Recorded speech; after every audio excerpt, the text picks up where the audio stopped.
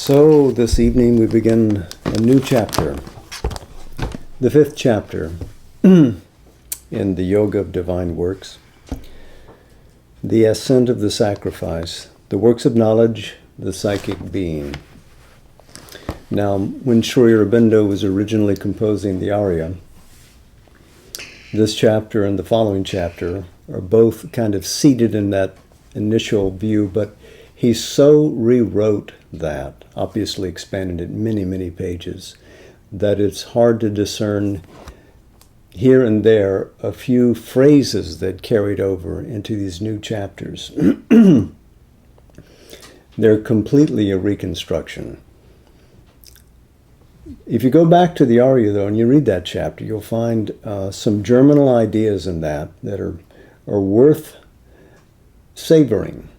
So I do encourage you to go back. You can find that online at archive.org. You can download the first volume of the aria from 1914 to 1915. Good luck on your search. Sri Aurobindo has been working the larger themes of the Gita and bringing them into his view of what an integral life would be, so that there is continuity between the grandest of the Vedantic synthesis and how he would posit a yoga going forward. He has just predicated in the immediate pages ahead of this the emergence of the psyche, which is the secret inmost soul within us, that spark of the Supreme Divine that is within all beings, which should work along with the Divine Presence, which empowers that psychic spark to achieve great things in the life and the circuits of the cosmos and its development. So the individual, again, is central to working out what is a universal possibility. Both universe and individual come to their consummation only when the soul is found. There is an individual soul which we must find. There is a cosmic soul which must also find its expression in a more vaster realm of being. So tonight we enter this where specific attention is paid to the emergence of the soul from within. How is it that we find it? How do we put it in direct commerce with the divine energies flowing down from above? What is the practicality of this? So we begin with knowledge, but knowledge of the soul. So chapter 5, the ascent of the sacrifice, 1. The works of knowledge, the psychic being. This then is in its foundations, the integral knowledge of the Supreme and Infinite, to whom we offer our sacrifice. And this, the nature of the sacrifice itself in its triple character. A sacrifice of works, a sacrifice of love and adoration, a sacrifice of knowledge. For even when we speak of the sacrifice of works by itself, we do not mean the offering only of our outward acts, but of all that is active and dynamic in us. Our internal movements, no less than our external doings, are to be consecrated on the one altar. So he brings us to immediately embrace the triple path of the Gita, the Trimarga. Path of knowledge, path of works, path of love, all conjoined. You begin with what is your most comfortable base. Here, Sri Aurobindo begins with the idea that works alone unify knowledge and love. So the Trimarga of the Gita is already with us But something else that the Gita insists upon, that the sacrifice has an internal dimension. It isn't the outward offering of an act. The Vedic sacrifice, or a puja, where we offer flowers and incense and vegetal offerings to the divine. No, this is the composition of an inner offering, a recognition of the value of our experience, and a turning of it away from egoistic consumption and a placing of that fine fruit of our lives into the hands of the Supreme. So there's an inner dimension which has to seize the outer, and that is Sri Aurobindo's point. The inner heart of all work that is made into a sacrifice is a labor of self-discipline and self-perfection by which we can hope to become conscious and luminous with a light from above poured into all our movements of mind, heart, will, sense, life, and body. It's not a mere emotional state. It requires self-discipline, a tapasya, self-perfection, siddhi. So we have to practice hard and really reach the realization into the very ground of our being for this to become successful. An increasing light of divine consciousness will make us close in soul and one by identity in our inmost being and spiritual substance with the master of the world's sacrifice, the supreme object of existence proposed by the ancient Vedanta. But also, it will tend to make us one in our becoming by resemblance to the divine in our nature, the mystic sense of the symbol of sacrifice in the sealed speech of the seers of the Veda. So, close in soul and one by identity, sayujya. Make us one in our becoming by resemblance, sarupya, putting on the same form as the divine. And so, again, one never finds an occasion where it does not meet to mention that image of Nataraj, where he is undertaking all of the action of the world, maintaining the universe in its stupendous variety. All of it, though, occurs within the scope of his own conscious being. And he prods you into growth, and he brings you to him. So he makes you work, he makes you aspire, he makes you his devotee. But also, he makes you know. Note that his eyes are always closed, because he is concentrated on the inner realities, even while he undertakes all the outward work. So, just as the Supreme, as represented in the figure of Nataraj, can be transcendent and universal and individual, so must we. That's why he says, come to me. Come to me, and through the act of surrender, through the act of self-offering, I will make you like me. I will make you akin to me. Your form will more and more reflect my form. My light and power will vivify you, ennoble you. You will be my representative upon earth.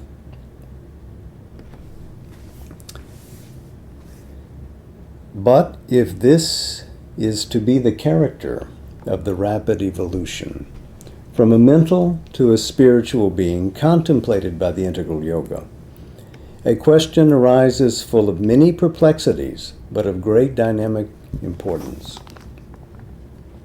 How are we to deal with life and works as they now are, with the activities proper to our still unchanged human nature? An ascension towards a greater consciousness An occupation of our mind, life, and body by its powers has been accepted as the outstanding object of the yoga. But still, life here, not some other life elsewhere, is proposed as the immediate field of the action of the spirit. A transformation, not an annihilation of our instrumental being and nature. So transformation to Sri Aurobindo does not mean simply a change in form. That's what the word literally means, to change form. But he means to reverse the order of being and for us to be consciously founded in the truth of existence, in Sat, expressing powerfully the truth of that existence through Chit, and reaching Ananda as a result. And we have all the stadia, all the ladder of existence to climb from brute matter all the way through the supermind to achieve that. So it is a long goal. It is a cosmic growth that is demanded. But at no point do we annihilate the nature. At no point does the integral yogin say, enough of this world, I renounce it. You may step back from it to secure the inner liberation, but you then re-emerge into life to divinize it. What then becomes of the present activities of our being, activities of the mind turned towards knowledge and the expression of knowledge, activities of our emotional and sensational parts, activities of outward conduct, creation, production, the will turned towards mastery over men, things, life, the world, the forces of nature? Are they to be abandoned and to be replaced by some other way of living in which a spiritualized consciousness can find its true expression and figure?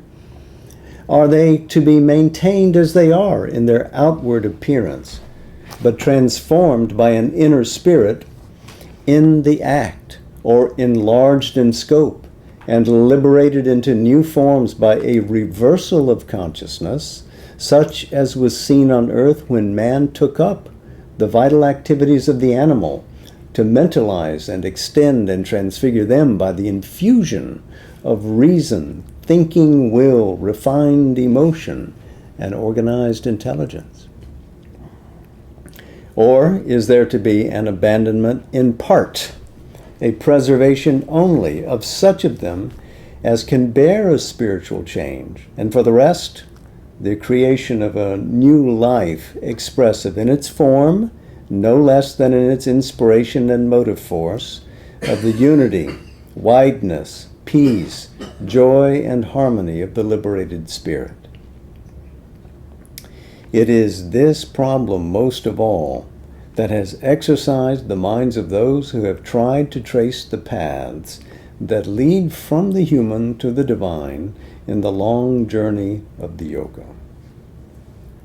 So is it renunciation, or is it self-giving, or is it a combination?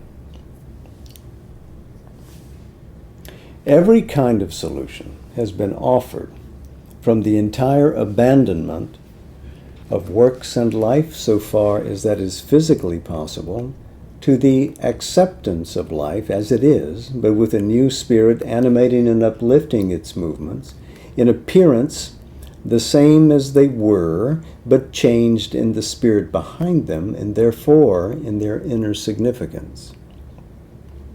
The extreme solution, insisted on by the world-shunning ascetic, or the inward-turned ecstatical and self-oblivious mystic, is evidently foreign to the purpose of an integral yoga. For if we are to realize the divine in the world, it cannot be done by leaving aside the world action and action itself altogether. At a less high pitch, it was laid down by the religious mind in ancient times that one should keep only such actions as are in their nature part of the seeking, service, or cult of the divine, and such others as are attached to these, or in addition, those that are indispensable to the ordinary setting of life, but done in a religious spirit and according to the injunctions of traditional religion and scripture. This is something that the Gita expressly sets aside. But this is too formalist a rule for the fulfillment of the free spirit in works, and it is besides professedly no more than a provisional solution for tiding over the transition from life in the world to a life in the beyond, which still remains the sole ultimate purpose. An integral yoga must lean rather to the Catholic injunction of the Gita that even the liberated soul living in the truth should still do all the works of life, so that the plan of the universal evolution under a secret divine leading may not languish or suffer. But if all works are to be done with the same forms and on the same lines as they are now done in the ignorance, our gain is only inward, and our life is in danger of becoming the dubious and ambiguous formula of an inner light doing the works of an outer twilight, the perfect spirit expressing itself in a mold of imperfection foreign to its own divine nature. If no better can be done for a time, and during a long period of transition something like this does inevitably happen, then so it must remain till things are ready and the spirit within is powerful enough to impose its own forms on the life of the body and the world outside. But this can be accepted only as a transitional stage and not as our soul's ideal or the ultimate goal of the passage. So he insists then that the mere inner illumination that we get from realizing spiritual reality can't leave the vehicle unchanged forever. Perhaps for some period of time, the light sits within us and has a mere influence on mind, life, and body.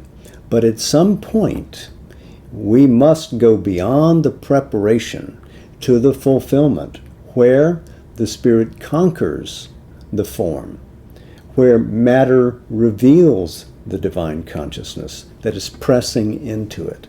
That's the transformation that alone will satisfy the integral yogin. Yes, for practical reasons, we have sometimes to simply accept that we have the realization amassed inside, and slowly it trickles out through the being as it becomes capable of expressing it, as it becomes more plastic, more receptive. So that's one. For the same reason, the ethical solution is insufficient. For an ethical rule merely puts a bit in the mouth of the wild horses of nature and exercises over them a difficult and partial control. But it has no power to transform nature so that she may move in a secure freedom, fulfilling the intuitions that proceed from a divine self-knowledge. Interesting here, remember all of this is working within the context of the Rig Veda and the Bhagavad Gita, etc. So Sri Aurobindo is moving into and out of images. The horse, the Ashwa in the Rig Veda, is the symbol of power. And so it is the great vital energy that we have to transform. So we can't simply control it by putting a bit in its mouth and saying, we will force you to behave according to our strictures. That's not transformation. That's regulation. That's a step. And yoga has to use all of the faculties that it can grasp to achieve this kind of yoking to the larger discipline. But finally, we must transform. Simply controlling and guiding is insufficient. That doesn't change the form.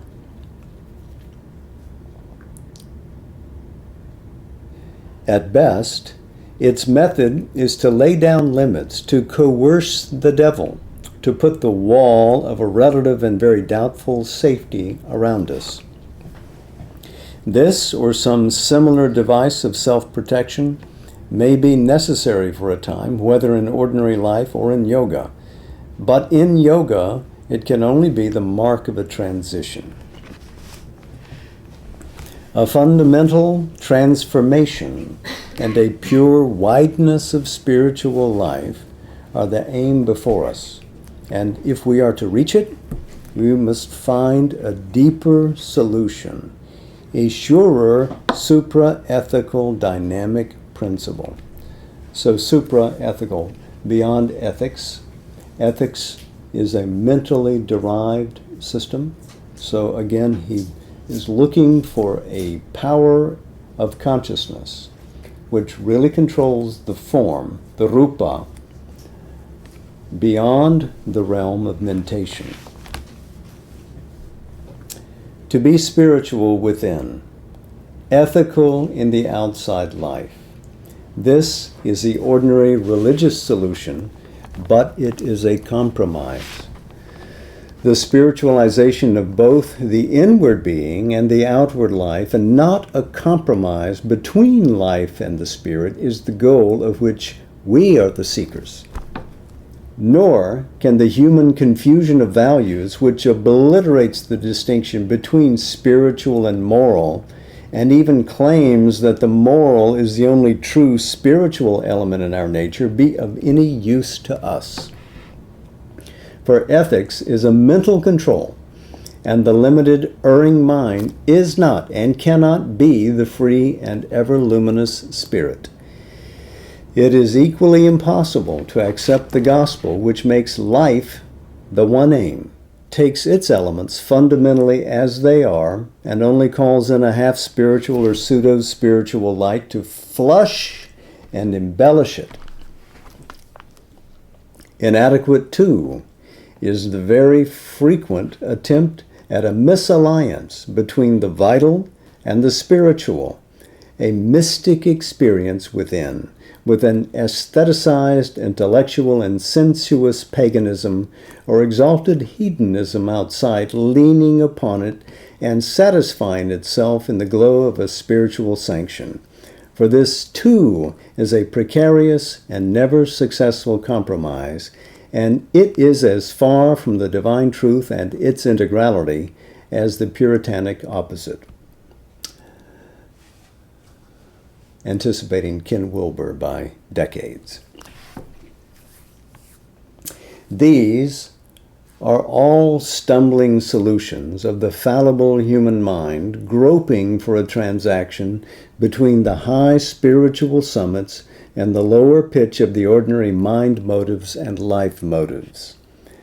Whatever partial truth may be hidden behind them, that truth can only be accepted when it has been raised to the spiritual level, tested in the supreme truth consciousness, and extricated from the soil and error of the ignorance. In sum, it may be safely affirmed that no solution offered can be anything but provisional until a supramental truth consciousness is reached, by which the appearances of things are put in their place and their essence revealed, and that in them which derives straight from the spiritual essence. In the meanwhile, our only safety is to find a guiding law of spiritual experience, or else to liberate a light within that can lead us on the way until that greater direct truth consciousness is reached above us or born within us. So again, we see the pivotal term experience come back in. Just as when we read his Life Divine, he asserted that the greatest knowledge can't simply be figured out philosophically. It's not a ratiocination. It's not a logical reasoning. It has to be a direct perception and experience of the truth beyond polarities, beyond dualities, and only a greater and greater truth can lead you there. It isn't something you get at once, but eventually you must get the touchstone of experience that reveals the identity in things.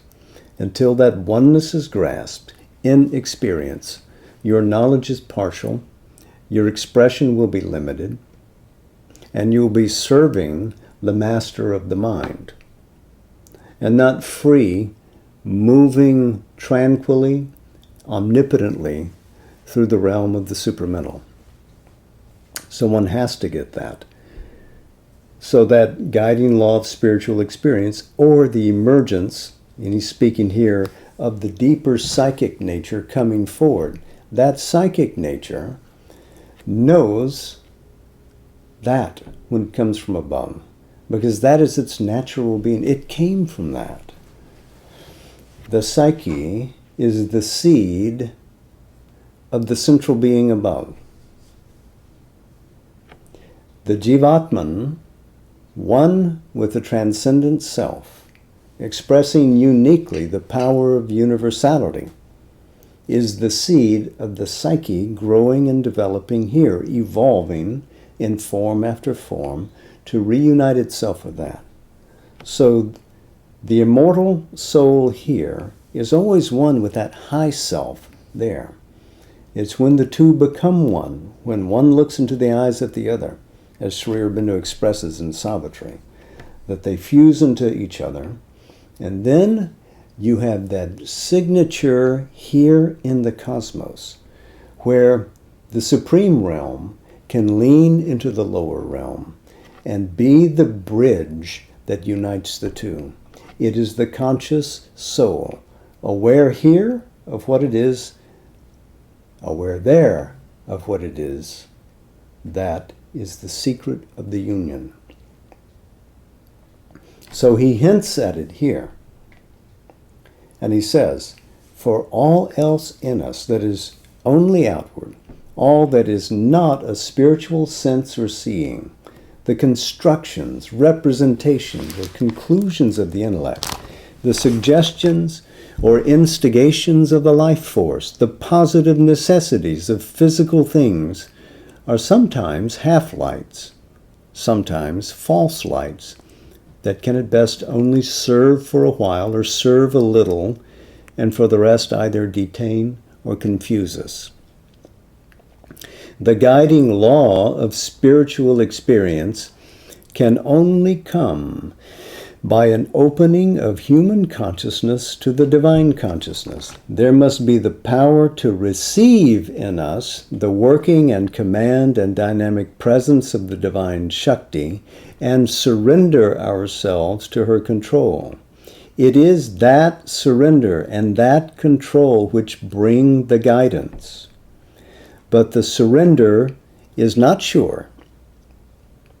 There is no absolute certitude of the guidance so long as we are besieged by mind formations and life impulses and instigations of ego, which may easily betray us into the hands of a false experience. This danger can only be countered by the opening of a now 9/10 concealed inmost soul or psychic being that is already there, but not commonly active within us. That is the inner light we must liberate, for the light of this inmost soul is our one sure illumination so long as we walk still amidst the siege of the ignorance, and the truth consciousness has not taken up the entire control of our Godward endeavor. So the psychic being coming forward from behind can cast a beam of light, of true light, and discern, show where the next step is to safely put the foot. And on you go, step after step after step. The working of the divine force in us under the conditions of the transition and the light of the psychic being, turning us always towards a conscious and seeing obedience to that higher impulsion, and away from the demands and instigations of the forces of the ignorance. These between them create an ever-progressive inner law of our action, which continues till the spiritual and supramental can be established in our nature. How reminiscent of all that he wrote in the book, The Mother. Aspiration, rejection, surrender. Aspiration opens you to the divine, consciousness above. Reject the forms of ignorance. Reject the indolence that gravidly seats you in the old nature. And surrender to the force when it comes.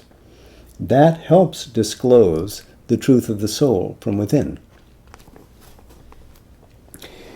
In the transition, there may well be a period in which we take up all life and action and offer them to the divine for purification, change, and deliverance of the truth within them.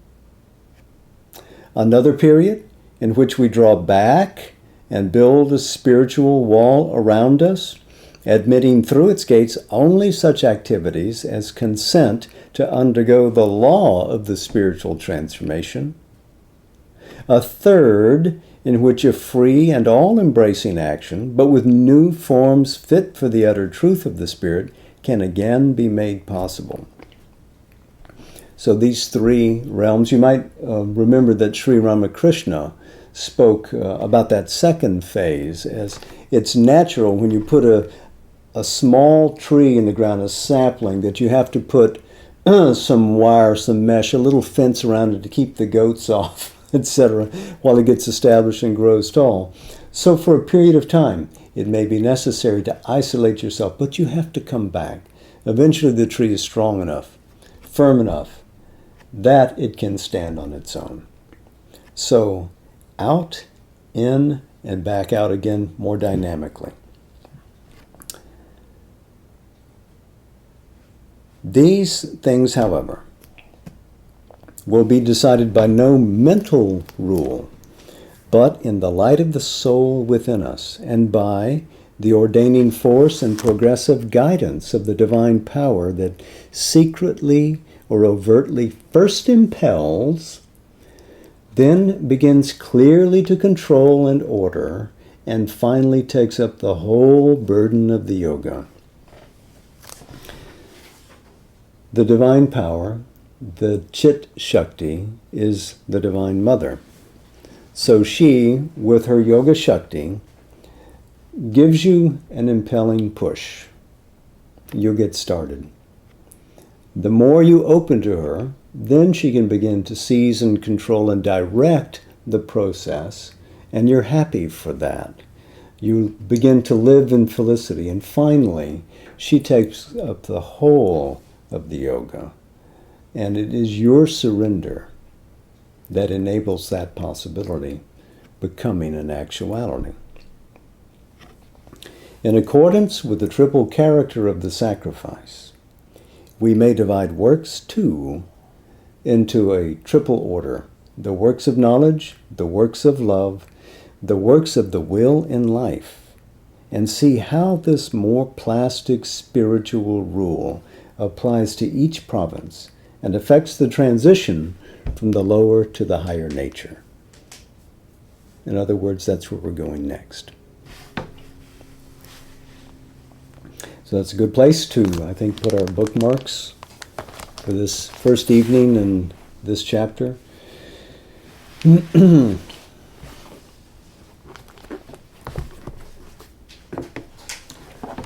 So let's go to Savitri, Book 4, the Book of Birth and Quest. Canto 2, The Growth of the Flame. I think it's appropriate. A land of mountains and wide sun-beat plains, and giant rivers pacing to vast seas. A field of creation and spiritual hush, silence swallowing life's acts into the deeps, of thought's transcendent climb and heavenward leap, a brooding world of reverie and trance, filled with the mightiest works of God and man, where nature seemed to dream of the divine, and beauty and grace and grandeur had their home, harbored the childhood of the incarnate flame. Over her watched millennial influences, and the deep Godheads of a grandiose past looked on her and saw the future's Godheads come, as if this magnet drew their powers unseen. Earth's brooding wisdom spoke to her still breast, mounting from mind's last peaks to mate with God's, making Earth's brilliant thoughts a springing board to dive into the cosmic vastnesses. The knowledge of the thinker and the seer saw the unseen and thought the unthinkable, opened the enormous doors of the unknown, rent man's horizons into infinity. A shoreless sweep was lent to the mortal's acts, and art and beauty sprang from the human depths. Nature and soul vied in nobility. Ethics the human keyed to imitate heaven. The harmony of a rich culture's tones refined the sense and magnified its reach to hear the unheard and glimpse the invisible, and taught the soul to soar beyond things known, inspiring life to greaten and break its bounds, aspiring to the immortal's unseen world. Leaving Earth's safety, daring wings of mind bore her above the trodden fields of thought, crossing the mystic seas of the beyond to live on eagle heights near to the sun. There wisdom sits on her eternal throne. All her life's turns led her to symbol doors, admitting to secret powers that were her kin. Adept of truth, initiate of bliss, a mystic acolyte trained in nature's school, aware of the marvel of created things, she laid the secrecies of her heart's deep muse upon the altar of the wonderful. Her hours were a ritual and a timeless fane. Her acts became gestures of sacrifice. Invested with the rhythm of higher spheres, the word was used as a hieratic means for the release of the imprisoned spirit into communion with its comrade gods. Or it helped to beat out new expressive forms of that which labors in the heart of life. Some immemorial soul in men and things, seeker of the unknown and the unborn, carrying a light from the ineffable to rend the veil of the last mysteries. Intense philosophies pointed earth to heaven, or, on foundations broad as cosmic space, upraised the earth mind to superhuman heights. Overpassing lines that please the outward eyes, but hide the sight of that which lives within, sculpture and painting concentrated sense upon an inner vision's motionless verge, revealed a figure of the invisible, unveiled all nature's meaning in a form, or caught into a body, the divine.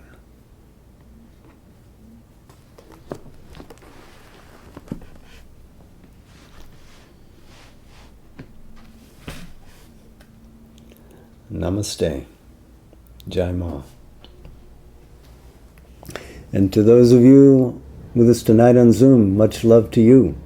It's good to have you with us, even if I can't see and hear you. I know you're there.